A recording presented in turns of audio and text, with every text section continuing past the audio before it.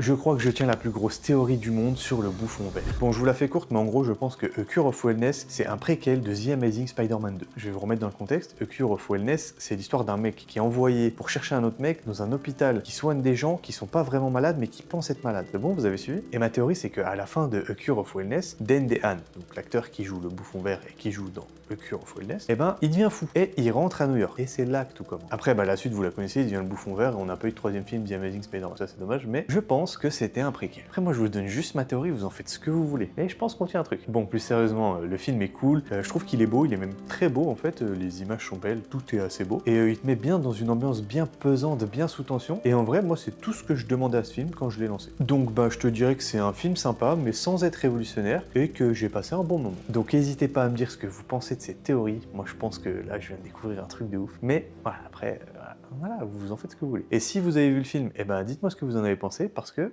j'ai envie de savoir.